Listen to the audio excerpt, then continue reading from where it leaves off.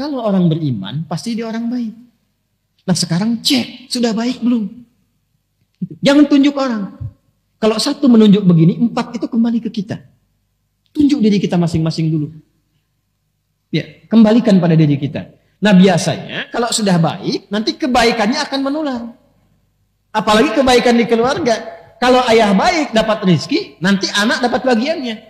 Sebaliknya anak disiapkan baik, ayah bisa dapat bagian dari rezeki anaknya. Itu ada dasarnya di Quran surah ke-17 Al-Isra. Tulis aja dulu. Ayat 31. Dan Quran surah ke-6 ayat 151. Alhamdulillah. Quran surah 17 ayat 31. Sudah? Wala taqtulu auladakum khasyata imlaq, ada? Baik, itu Quran surah 17 Al-Isra ayat 31. Nanti kebalikannya Quran surah ke-6 ayat 151. Sudah? Nah, catat aja dulu. Catat dulu ya. Nanti ada ayat dalam Al-Quran memberikan kesan begini, petunjuknya. Nahnu narzuqukum wa iyyahum dan nahnu narzuquhum wa iyyakum. Ada rizki yang Allah titipkan lewat orang tua, nanti nyambung ke anak. Ayah bekerja, anak dapat bagiannya. Nanti kalau ayah mendapatkan pekerjaan itu dengan cara yang baik, kebaikannya nular ke anak. Dan nggak sampai di anak, kadang sampai ke cucu, ke cicit. Pernah dengar Al-Imam Asy-Syafi'i, bintang ulama di zamannya, gurunya Imam Ahmad bin Hanbal, muridnya Imam Malik rahimahullahu ta'ala, Imam Asy-Syafi'i. Ya, dikenal luas luar biasa. Kitabnya Masya Allah, sampai sekarang mazhabnya menyebar. Ketaatannya sangat luar biasa. Kan nama aslinya bukan Syafi'i, nama aslinya Muhammad bin Idris. Bapaknya Idris. Asy-Syafi'i itu kakek ke atasnya. Kakeknya orang soleh, orang taat, alim. Hartanya didapatkan baik, rizkinya bagus. Berdoa minta kemuliaan pada Allah. Yang jadi siapa? Cucunya. Generasi kemudiannya. Jadi orang tua yang bekerja sekarang dengan cara yang baik, rizki yang baik, dan dia berdoa, ya Allah, jadikan di antara anak saya ada anak yang ahli Quran, ahli hadis, anak yang saleh. Wasilah doa itu yang mungkin mengantarkan, boleh jadi di anaknya, boleh jadi cucunya. Yang berdoa mungkin gak hafal Quran, tapi wasilah doa dan harta yang halal itu yang sampai pada anak, itu yang menjadikan anak sukses. Disekolahkan di tempat yang baik, lahir nanti cucu. Cucu ini yang ternyata pecinta Quran. Dan cucu itu menjadi ahli Quran. Boleh jadi bukan karena ikhtiarnya saja. Mungkin 30%, 70%-nya doa kakeknya. Jadi gak ada yang sia-sia dalam amalan. Sebaliknya, keburukan yang dikerjakan oleh orang tua, sepanjang masih ada anak yang diasuh, itu hati-hati. Anak bisa mendapatkan bagian buruknya. Walaupun di akhirat hisabnya masing-masing, di dunia dampaknya sampai. Ya, makanya saya itu sering katakan, tolong para ayah, para ibu, bertutur yang baik. Berperilaku yang baik. Kalau ingin berbuat yang tidak baik, atau terfikir atau digoda oleh orang lain, diajak berbuat yang tidak baik, tolong ingat dulu anak-anaknya. Karena kalau orang tuanya terkena keburukan, anaknya itu yang kadang kena dampaknya. Bapaknya yang korupsi, anaknya yang dibully. Betapa banyak anak-anak sekarang malu, takut untuk sekolah. Karena ketika dia berangkat sudah disebutkan anak koruptor ya, anak koruptor ya.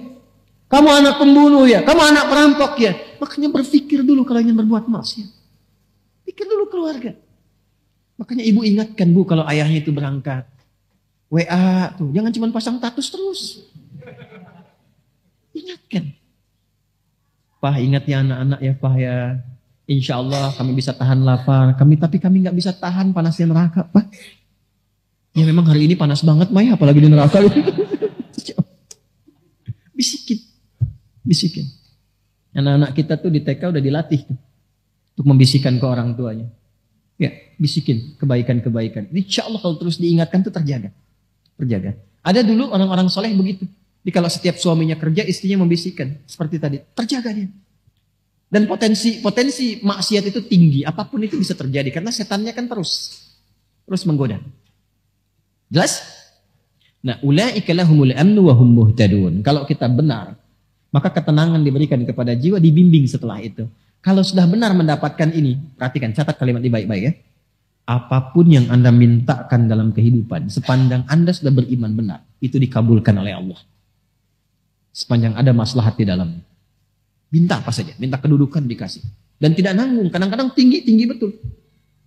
Ya kenapa? Karena Anda punya maslahat di situ. Sudah pandai mengatur. Termasuk harta. Tapi kalau belum sampai ke tingkat itu, disesuaikan nanti. La yukallifullahu nafsan illa.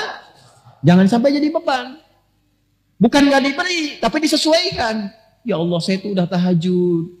Saya juga udah baca Quran dan menghafal. Tapi kenapa saya minta mobil belum dikasih juga? Motor dulu. Motor aja belum bisa kamu kelola dengan baik. Nanti kalau sudah jadi mobil, datang mobil, sifat bisa berubah. Udah nggak bisa buka pintu mobil. Halo? Ya waktu naik angkot kan sodakoh. Begitu sudah punya mobil agak bagusan dikit, nggak bisa buka pintu kan sebelum dibukain. Ya? Hah? Ini baru punya motor udah keliling-keliling komplek kan? Ya, Assalamualaikum, ayo Pak ke masjid. Padahal cuma pengen ngasih tahu nih motor saya. Gitu. Hati-hati. Belum dilantik udah nyebar kartu nama, kan? Taunya beda, salah tulis gitu ya, salah lantik. Ini kalau sudah ada iman tuh semua kelihatannya biasa, harta biasa, nggak ada bedanya antara terlihat banyak dengan sedikit, nggak ada. Yang ada dalam hati itu bagaimana mengelola titipan ini supaya tidak berat ketika berpulang. Selalu begitu. Dan itu enak, nggak ada beban pada akhirnya, nggak ada beban demi Allah saya katakan, nggak ada beban. Anda tuh melihat 1 juta dengan 1 miliar sama aja, kertas, sama aja kan? Antum tuh tahu, sama aja, nggak ada bedanya. Ya, dan pada akhirnya sudah usang juga. Jadi problemnya cuma begini, itu 1 juta dengan 1 miliar, sama-sama habis juga kan? Sama-sama hilang ya. Saya tuh kadang suka begini, saya suka heran tuh. Kadang-kadang mau senyum sendiri, takut dikira orang aneh. Tapi ini perkara emang patut disenyumin. Orang berangkat gelap, kerja, capek begini, mencari sesuatu yang mau habis. Mencari sesuatu yang habis. Ya, berangkat, bahkan kadang ada yang berkelahi, ada yang berselisih. Memperebutkan sesuatu yang hilang. Ya, yang kalau dimakan keluar jadi kotoran. Disimpan juga hilang juga. Terus hidupnya begitu aja, berangkat gelap, pulang gelap, kerja lagi, berangkat pagi, kerja, siang kerja, malam kerja lagi. Ya? Jadi nggak ada yang dalam hidup itu semua kerja bagus memang.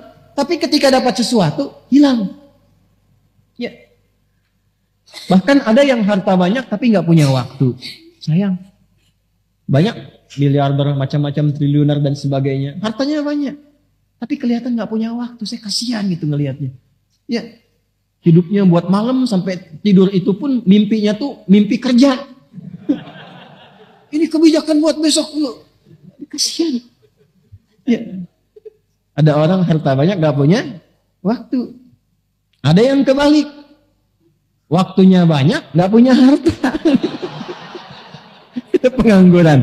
Ya, pengacara pengangguran banyak acara gitu kan. Ya, itu. Waktunya banyak, tidak punya harta. Ya, sedikit. Ada lagi yang sedikit harta, sedikit waktu. Itu yang tipe-tipe pekerjaan terbatas. Yang dapat salary terbatas itu. Yang belum akhir bulan udah habis gitu. Ya, berangkatnya kan gelap kan? Berangkat gelap, dipaksa kerja gini, belum akhir bulan, habis. Nyicil lagi, utang lagi, gali lagi, tepuk lubang lagi. Sedikit waktu, sedikit harta. Jadi dia punya sedikit untuk dirinya, tapi sedikit juga yang dia dapatkan. Ya, yang hebat itu kan banyak harta, banyak waktu. Itu kalau di teori marketing itu sleeping investor namanya. Di teori marketing dunia, dia invest, tapi dia sambil tiduran, waktunya banyak, hartanya banyak. Tapi kan cara mendapatkan harta itu kerja juga dia kan. Makanya tarik ke marketing akhirat. Itulah orang beriman. Orang beriman tuh kalau benar imannya, waktunya akan banyak karena diberikan keberkahan oleh Allah. Jadi itu jalan ke pekerjaan aja masih bisa hafalan Quran, masih bisa ngaji, masih bisa dengerin murattal, waktunya banyak. Jadi nggak ada kata nggak punya waktu untuk ngaji, masih banyak waktunya. Zikirnya itu bisa sambil jalan, pulang aja jalan, ya sambil zikir. Di kendaraannya juga masih dengar Quran, diskusinya masih bermanfaat. Itulah yang banyak waktu. Dan banyak peluang. Kalau bentuknya harta diberikan oleh Allah, bentuknya kedudukan dinaikkan oleh Allah, karena ada manfaat di dalamnya. Jadi kalau ingin cepat mencapai sesuatu dengan mudah, shortcutnya gampang. Beriman dengan cara yang benar. Nah, tanda orang beriman itu, kalau sudah beriman, diberikan ketenangan, dapat bimbingan. Bimbingan pertama yang Allah berikan, wahum muhtadun, itu bimbingan untuk berbuat baik. Ya, setiap yang berbuat disebut dengan amal. Setiap kebaikan yang didorong oleh iman disebut dengan soleh. Amal baik yang dihasilkan oleh iman disebut dengan amal saleh. Karena itu di sini kalimatnya berbunyi wabashshiril ladzina amanu wa amilus. Itu yang saya katakan di awal, orang beriman itu pasti baik. Jadi kalau kita sudah jadi orang baik, apalagi diisi dengan ilmu, apa saja gampang mendapatkan. Mau jadi apapun. Beriman yang kuat, ilmu isi. Sekarang mau jadi apa? Imannya dulu. Makanya dulu orang-orang hebat itu dimulai dengan penguatan iman. Dulu bukan sekolahnya dulu Pak, sholatnya dulu. Lalu Quran. Sholat sudah bagus, Qurannya sudah bagus, lalu ditempatkan di bimbingan para ulama. Mereka belajar. Kalau saya sebut ulama, jangan bayangkan yang materi Islami saja. Itu orang Islam dulu itu, hafal Quran, hafal tafsir, tahu banyak hadis. Tapi saat yang bersamaan ahli fisika, ahli matematika, ahli kimia, ahli kedokteran. Itu ada buku kalau nggak salah Bidayatul Mujtahid tuh di situ tuh, yang terjemahan warna biru itu sampulnya, terjemahannya Bidayatul Mujtahid. Itu karangan siapa? Ibnu Rushd. Siapa Ibnu Rushd itu? Dokter bedah. Dokter bedah, hafal Quran dan bisa mengarang fikih, kitab fikih komparasi mazhab. Ya, ini bab ini pendapat ulama ini, ulama ini disajikan. Gak ada tarjihnya, dikomparasikan. Yang nulis siapa? Dokter bedah. Ini dokter bedah dulu tuh dokter spesialisasi pembedahan tapi juga hafal Quran. Itu yang sekarang mesti kita wujudkan. Dan akhirnya apa? Muncul khazanah keilmuan, muncul peradaban. Saya mengharapkan besok ada pilot ahli Quran, arsitek hafal Quran, polisi, tentara, pejabat ahli Quran. Kalau sudah begitu pasti baik. Pasti baik. Ada yang datang ke dokter berobat. Bapak kenapa? Saya kepalanya kok kayak vertigo gitu. Yang dirasakan apa? Kayak bolak-balik, kayak gempa begini. Kapan terjadinya? Itu kalau tetangga saya tuh dia pakai mobil baru, saya vertigo. Dia pakai baju baru, saya pusing. Ya. Nah, udah, karena dokternya ahli Quran, nggak akan dikasih obat kimiawi, nggak akan dikasih obat herbal. Ini Pak, resepnya. Quran surat sekian, ayat sekian. Ulang.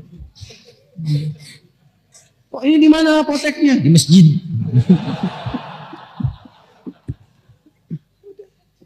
Ini begitu, lebih cepat gitu. Kan sekarang matanya pada sehat, tapi mata hatinya sakit. Dia bisa bedakan tuh sendal bagus, sendal jelek. Tapi pulang dia pakai sendal orang. Jangan terjadi di sini, ya. Karena kita ngaji. Paham?